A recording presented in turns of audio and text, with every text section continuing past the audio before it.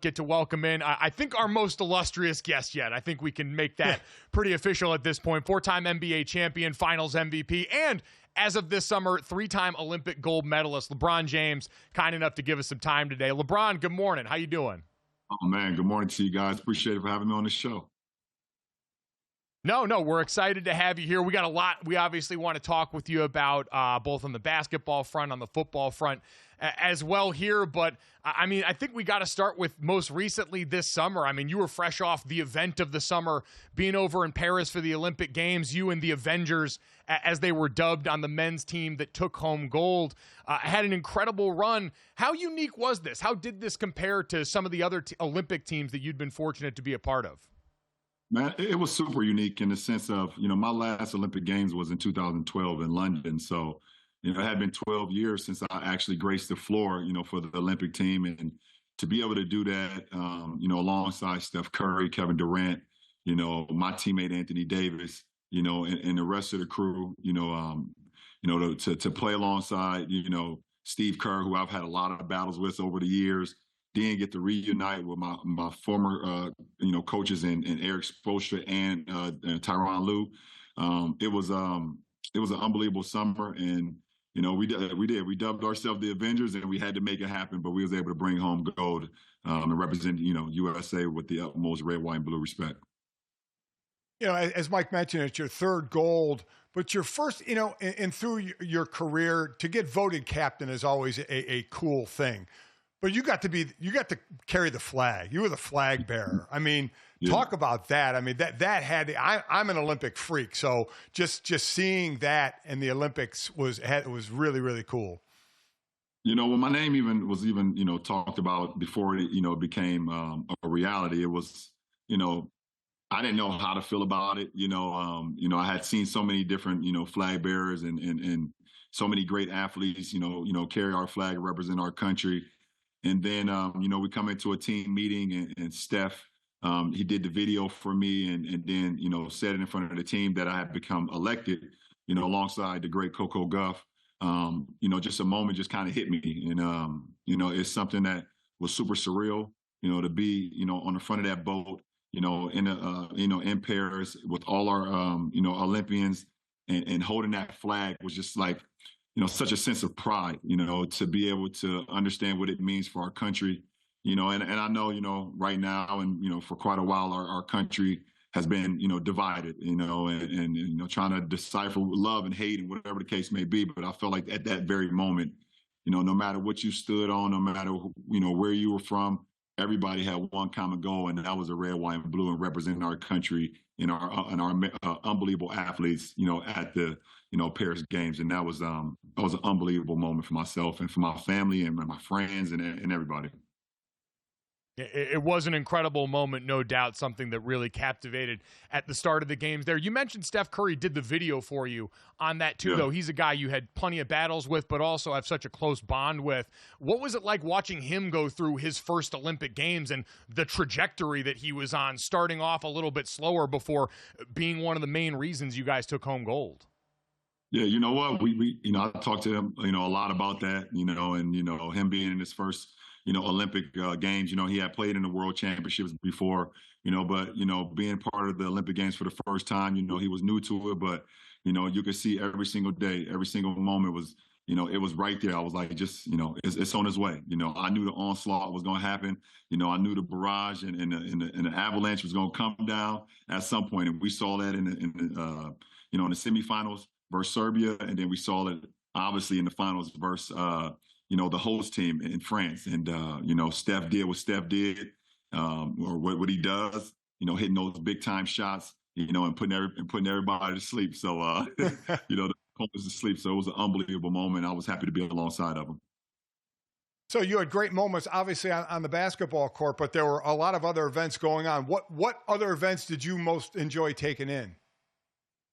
I believe, it's always fascinating to see track and field and also gymnastics, obviously, seeing Simone Biles continue to dominate her sport, at the level that she's at, and, it was unbelievable. You know, having a black girl daughter in my household who loves gymnastics, loves volleyball and things of that nature, to have an example like Simone is unbelievable. And then just, seeing track and field. I love seeing, those runners. They run extremely fast. If it's one for endurance, if it's like the 400 or whatever the case may be, if it's the 4x1 relay, and that's all countries. I just love, seeing, track and field and seeing the great athletes that we have all over the world. But, it's pretty cool. I feel like we got a lot of great videos about Anthony Edwards and his Olympic experience here. As one of the vets on the team, what was it like with him on the squad as the young guy that seems to be really up next as one of the guys that could be a face of this league? No, I thought that was the best team. That was the best thing about our team. We had the vets. We had myself and Steph and Katie and AD, Drew Holiday. And then you had the younger guys. You had the Tyrese Halliburton and the Anthony Edwards, the Devin Bookers, and just to see the excitement that Ant-Man played with, showed off the floor. He wanted to compete against everybody. You probably saw him wanting to compete versus Team USA ping pong team. He said he could beat people in swimming. He wanted to compete versus everybody, and just to see that electric and that energy, from the young guy, and for us as the older guys, remembering at one point having all that energy, was definitely, it was a blessing for sure to be around and the rest of those young guys. He is a quote machine. There is no doubt about it. So listen, going into, a couple of decades worth of basketball, going into a new year, I'd say a little bit has changed. Your old podcast partner is your coach and your son is on the team. So just how different is this season going into this season compared to the other, umpteen years? No, it's definitely different in the sense of, just mentioning, with Bronny being a part of the team now.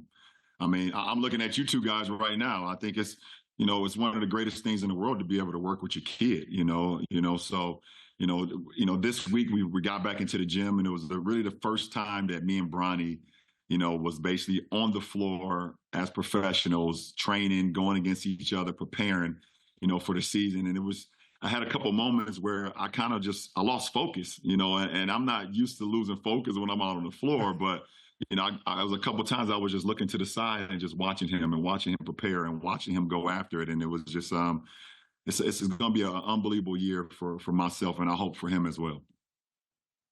I feel like I wouldn't be doing my journalistic duty if I didn't ask, what did he call you when he got out in the court? We saw the soundbite the other day on whether or not he was going to call you dad. How did he address you when you guys finally got out there? You know what? He has not said anything yet. He has not given me a name yet on the practice court. And I've actually had my ears so open waiting for that moment. And I know it's going to come at one point. And I don't know if I'm going to be surprised by it or in awe of whatever he calls me. So, I'll make sure that you guys get the intel. Just because I'm on you guys' show today, I'm going to give you guys the first crack at it of what he said first when it comes out. Perfect. Breaking news then we'll get straight from the source of LeBron James that we're looking forward to there. But that's a cool moment. I saw, Steve Sarkisian got a chance to watch his son play for Texas this last weekend and said, he's like, I took the headset off and I was just dad for a few plays and getting to watch that. And I'm curious for you, Dad mentioned you're 2 decades into one of the greatest careers basketball's ever seen. You've got all the championship accolades and everything else. Has this changed your mindset at all going to this season, changed your approach at all going into this season with how different that particular part is?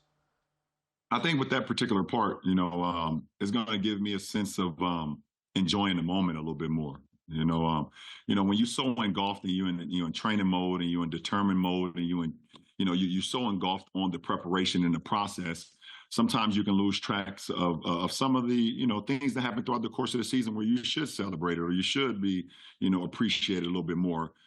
So I think, with Bronny being here now, I think I can have a moment or two where I can just kind of just sit back and be, appreciative of just the moment itself, because, it doesn't last forever. Like you guys mentioned, I am 2 decades plus into this, into this career. There's no way in hell I'll do another 2 decades plus. So I got to appreciate some of it. And, to be alongside Bronny would definitely help that. So I got to ask, I only played a paltry 9 years in the NFL compared to your couple of decades. So when my kids were coming up and playing football, especially in high school, I taped their games, and then the next day we watched film. I had them in a room watching film. So now you were still playing when Bronny and Bryce were in high school, but do you break down tape with them, and do your kids hate that as much as my kids hated when I broke down football with them?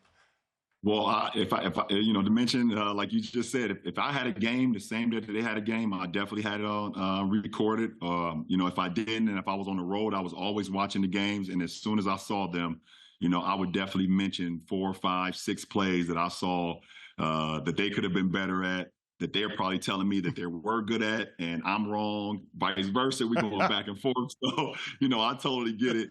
Oh, and to go back on what you just said, Senior, 9 years in the NFL, that is 15 plus years in the NBA, especially at your position. So that is not a mere 9 years. That physical, pounding that you guys got to take in that league. So, 9 years is quite of a career.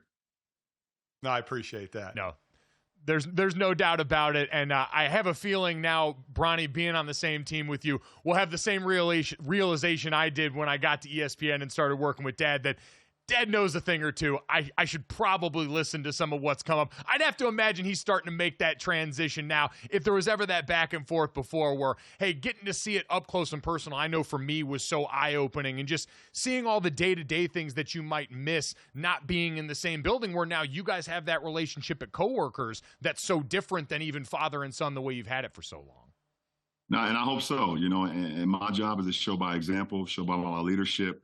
Give him the blueprint that I've been able to accomplish or gather over the last, like you said, 2+ decades, and filter it to him where he can use it and use it to his ability, to use it to his knowledge, and but the most important thing, just the presence. Being present in your kids' lives is very important, and it's that is the blueprint. So for me, having him on a day-to-day basis around me at the workplace. Lead by example, also by communication, things of that nature, I think is going to only just, fast track him to the greater good. No doubt about it. We're all looking forward to watching that again. Such a unique thing that we get in the world of sports coming up with you guys this season for the Lakers. As I said, you, JJ Redick, Bronny, and this 2024-25 season, going to be one to remember, no doubt about it. But you talked about Dad's time in the NFL. We know you were a hell of a football player yourself back in the day and have loved watching it. So coming up next, we'll be back with LeBron James a little bit more here on GoJo and Golic. Mike Golic Jr. and Mike Golic Sr. here alongside the King, LeBron James, kind enough to give us a bunch of his time this morning. We talked a bunch of hoops before, but we know LeBron James was a prolific high school football player back in his days as a kid from Northeast Ohio, and still a huge fan of the game now, whether it's Ohio State on Saturdays or the NFL on Sundays as well. And you guys have seen him in the ads with Kevin Hart. They have been hilarious, and we know LeBron James got plenty of opinions when it comes to the NFL slate. So you want to pick some games with us, LeBron? We're going to go through the Sunday slate with you. That work? Absolutely. Let's do it. All right, let's do it. Let's start it off here. The 1 o'clock window on Sunday, Eagles at Saints. LeBron, who you got in this one? That is, Eagles had a tough loss versus the Falcons in their last game. Came down to the wire. They let one slip away from them. But the Saints have been one of the most surprising teams so far. That offense right now is very prolific. I do see the Eagles making being a little bit better, but I'm going to go with the Saints, man. I think they keep that offense rolling. I'm going to take the Saints in that game at home. Yeah, they are hot right now. There's no doubt about it. All right, how about the Chargers at the Steelers, where Justin Fields going to get his third start of the year? Yeah, you know what? Big Justin Fields fan, and obviously the Ohio State Buckeyes. And, you can never, ever count out a Mike Tomlin team, and as well as Coach Harbaugh got those guys playing right now, I cannot not take the Steelers at home. Awesome. All right, Pittsburgh, the standard is the standard, as we well know, and LeBron, we're going along with that one there. Let's go the next one. Broncos on the road at the Tampa Bay Buccaneers, another team in the NFC South that's off to a hot start this season. Yeah, absolutely. That would be my second, choice as far as, most surprising team so far. Obviously, Tampa lost that, that playoff game, in Detroit last year, but they was able to get their get back last week in Detroit. So, I see them coming back home and continuing to going 3-0 versus the 0-2 Broncos. Bo Nix, rookie back, has looked good, made some unforced turnovers late in games, but he's going to be a really good player. But I have Baker Mayfield and one of my favorite players, Mike Evans, coming out 3-0 after that game. Yeah, Mike Evans, absolute stud in his career. All right, let's go to the Giants, who are certainly struggling at this point, at the Cleveland Browns. Well, we already know who I'm going to pick here for sure. I'm definitely going with my Cleveland Browns, man. The Giants definitely struggling. Their offense is struggling right now, trying to find their niche of what they want to become, how they want to play. Do they want to be a pass first team, run first team, play action team, whatever the case may be? But you can't be anything when you're going against Myles Garrett. I am picking my Cleveland Browns at home to go 2-1. Yeah, I'm blaming you in the basketball world for influencing Myles Garrett to be doing crossover dribbles in front of centers on the offensive line, terrifying guys that used to be in my spot out there. Completely unfair. I'm with you with that guy's skill set and what a physical. You've had a chance to work out with him before, right? Oh, my goodness. Absolute beast, man. And, that's like my little brother, man. And we always, anytime we get an opportunity to work out together, we try to push each other to limits that we even didn't think we can get to. So to see him dominating what he does every Sunday, or if it's a Monday night game or a Thursday night game, the guy is absolutely a freak of nature, and much respect to him. Yeah, I wouldn't own a shirt if I were him. I would never wear a shirt in my life, ever. No, there's no doubt about that. Let's go to another former great Buckeye quarterback, C.J. Stroud, the Texans on the road against the Minnesota Vikings. Who do you like here? Oh, man, this is looking like maybe the game of the day, especially for the 1 o'clock games. You got the 2-0 Texans versus the surprising 2-0 Vikings, a huge win versus the Niners. That was a huge win. I know Sam Darnold felt very good about that win. Very concerned with Justin Jefferson right now. Will he play? Will he not play? That's going to be huge for that offense if he's not available. So, I'm going to go with the Texans. I think C.J. Stroud and that offense, Stephon Diggs, Nico Collins, Tank Dell, those guys are killing it. So, I'm gonna go with the Texans to be able to come out on top in Minnesota.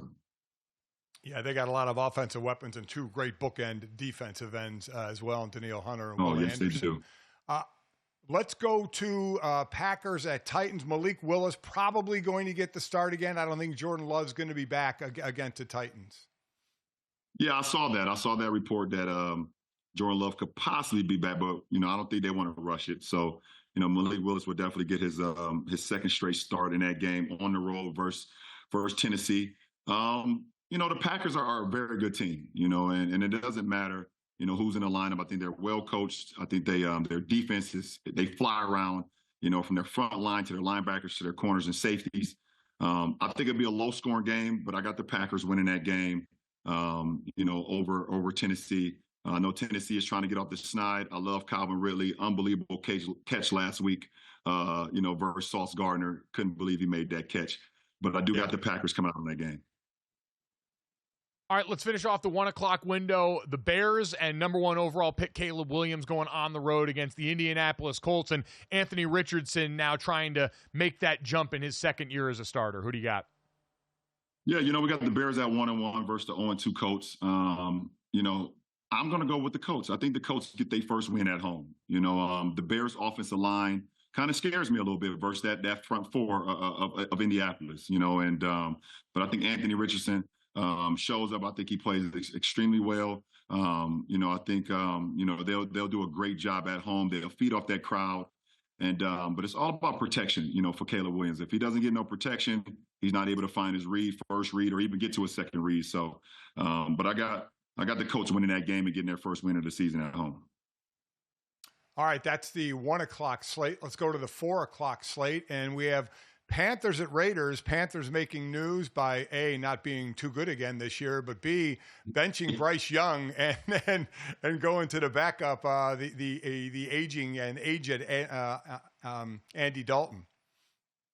Yeah, like you just said, the Panthers are definitely off to a not so good start once again, and I don't want to say giving up on their young prospect already, but through 2 weeks they have kind of, so, I think, everything is just kind of in disarray right now and with the Carolina Panthers. And I just don't see them going on the road to, the place that never sleeps in Las Vegas and beating the Raiders. I just don't see that happening. I got the Raiders coming out on that game and going 2-1.